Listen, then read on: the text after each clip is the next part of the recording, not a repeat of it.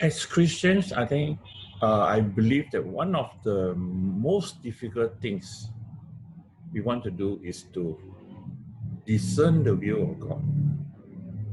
What is God? What does God want us to do? And how do we know what we are doing is in God's will?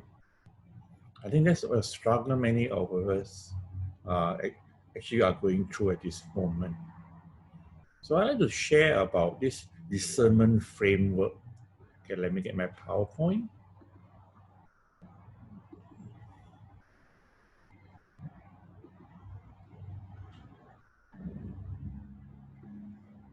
Now, a discernment framework is actually a framework that helps us to make discernment. Discernment that is according to God's will and with the blessing of God in how we, especially in major decisions, like changing a job or who to marry or what training should we go. So all of us come to a point in our life, especially if you want to glorify God, we want to edify ourselves, that we have to make a decision. And the process is called discernment. So the framework I'm going to share is that there are three components to that. Firstly, we have to start praying. I think discernment is done together with God. And it actually is a work of the Holy Spirit that's working in us. Then we have to access the data. Okay, it's not just doing what we feel like doing, but we have to really be realistic on what we are to do. Being a Christian doesn't mean that we don't use our mind. In fact, being a Christian, we actually use our mind more. And then we have to seek confirmation in peace. That means if we have arrived at a decision, then we need to get it confirmed. So praying for freedom and guidance. I think one of the important thing or the basis if you want to do discernment and to discern correctly is that you must be detached. There must be an indifference. Indifference means freedom from undue influence. Okay, because you know that there are so many things that can be biased. Okay, they are so biased that it makes us make the wrong decision because we are not indifferent. We are biased. Okay, certain scripts that comes to mind is that, oh, you must go full time, or if you are full time, you must leave your job. You feel God is calling you to a different church, or God is calling you to go into theological education. So these are undue influences that, the first step is to detach yourself. That means become an observer of yourself. And then the guidance and judgment one makes so that they are informed by Christian values and based on accurate assessment of one situation and possibility. So that means we need to all the facts. Okay, we cannot make decision on hearsay. This is something from the third person or fourth person. We should have all the facts before us. For example, you feel that you are called to a different job, or you have a job, then ask for the job description. Ask what is expected to you in the new job. Okay, and if you are seeking of your life partner, okay, get to know him or her well before we make the decision to marry. And most important, I think, in the praying for freedom and guidance is to listen to God. Listen to what God is saying to you. Okay? Our God is a wonderful God. Our God is not a silent God. Our God is a God who speaks to us, who reveals himself in everything that we do. So that's why it's important to listen to him. Most of the time we hear him, but we don't listen. Okay? Because there are so many voices in the world. And especially in this area of discernment, you have to be aware that the voice you hear is not the devil's voice or the culture in which you live in or the expectation of your parents or peers or whatsoever. But it's the voice of God. So that's why you need to be very certain. That's why the Bible is helpful. Okay? Especially if you study the Bible, look at certain words, okay, in context. Okay, don't just pick up words and say, "Oh, this is what the Lord says." Lectio Divina is fine. A quite useful way of reading the Bible. And then whatever decision, talk with your church, your friends, even your community, the church, okay, your pastors, your leaders, your spiritual directors. Okay, spiritual directors are people who are gifted to walk with you. They're gifted to walk with people who their role is not to tell you what to do. Director's role is not directing in that sense. That a spiritual director's role is to help you to discern what the Holy Spirit is saying to you. In other words, they are directing you to the voice of God. Okay, that is what spiritual directors is. Sometimes spiritual books, okay, like Thomas Merton, Henry Nouwen, all the spiritual masters of the past are very useful in helping you in your discernment. And most of all, spend time praying and listening to the Holy Spirit. And Holy Spirit will speak to us in many ways.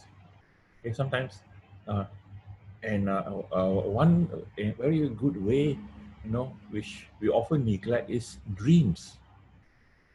God sometimes helps our discernment in dreams. You look at the number of dreams that are in the Bible.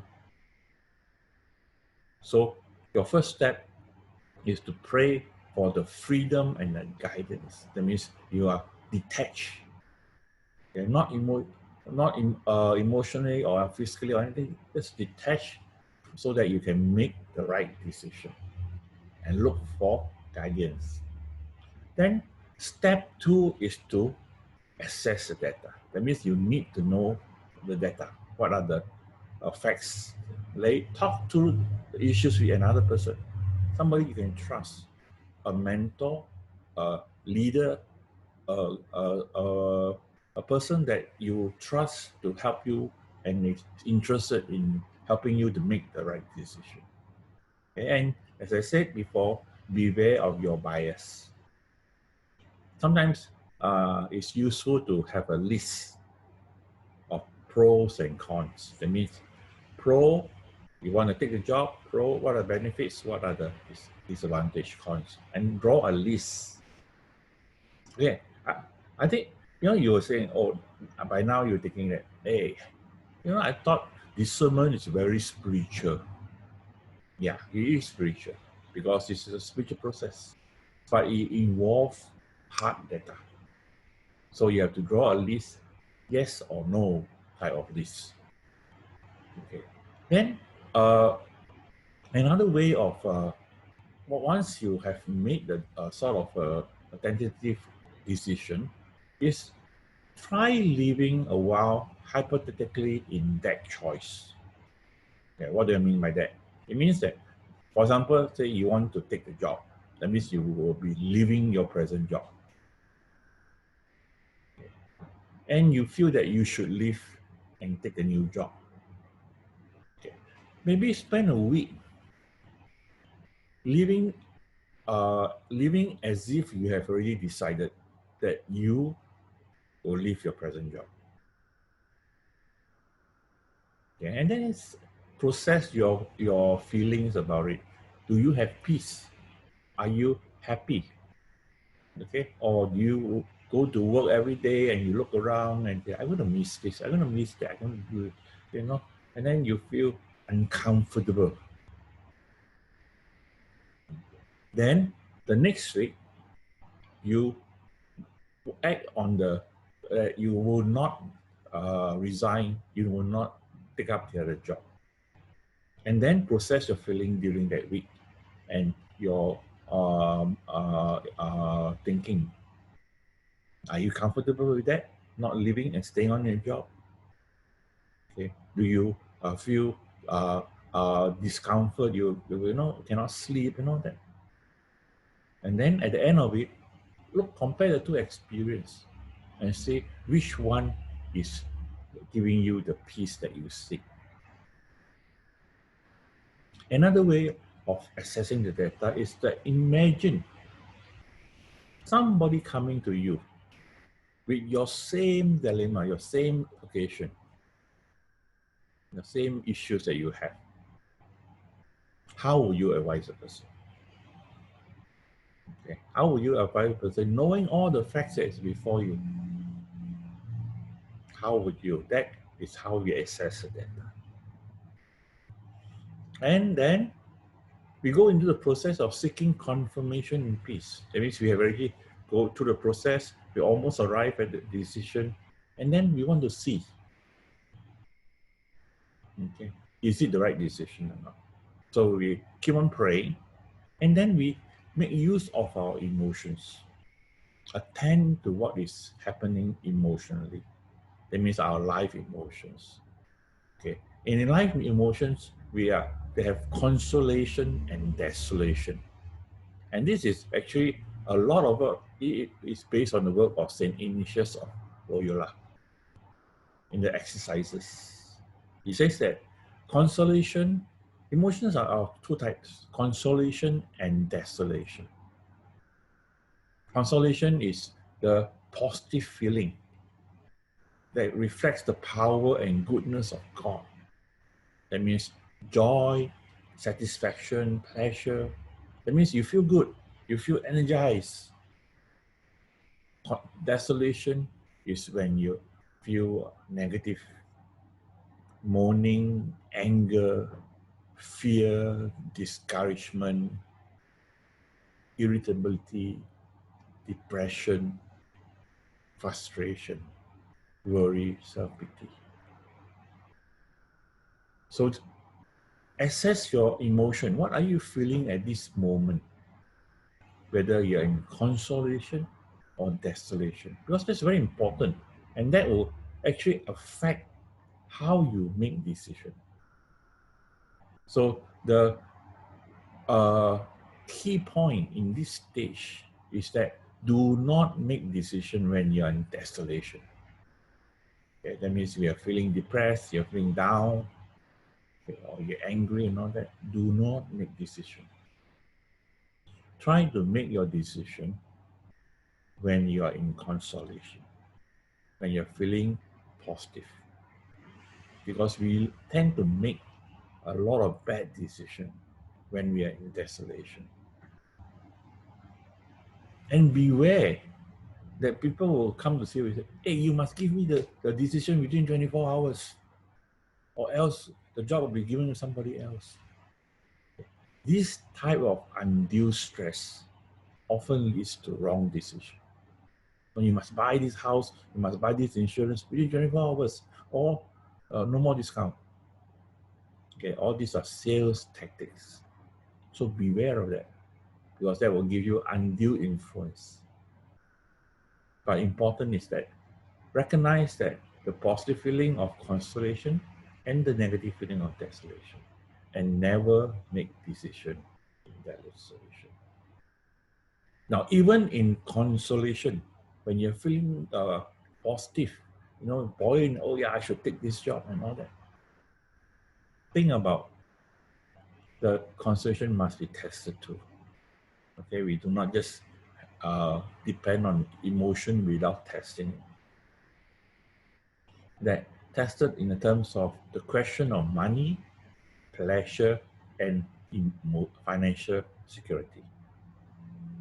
Are these the thing that is pushing and making and creating a bias in your consolation? If you can cut that off, you still have the consolation. Question of prestige, fame, and recognition. Question of power and influence. Okay, so remove this from your consideration. Even if these things are not given to you in your new decision, will you still feel peace?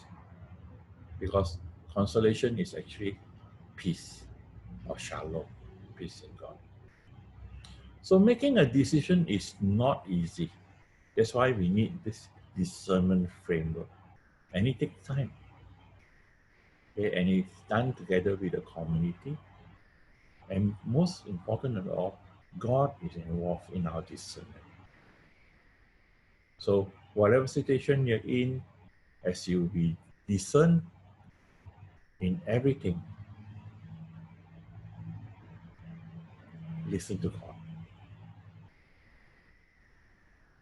Thank you for listening here, and I wish you all the best as you continue with your discernment. Okay, so, it's not easy. It's not easy, but it's well worth the effort because we have to live with the consequences of bad decisions. So don't be in a hurry. Spend time to discern what is God's will for you. God bless you. Thank you for listening.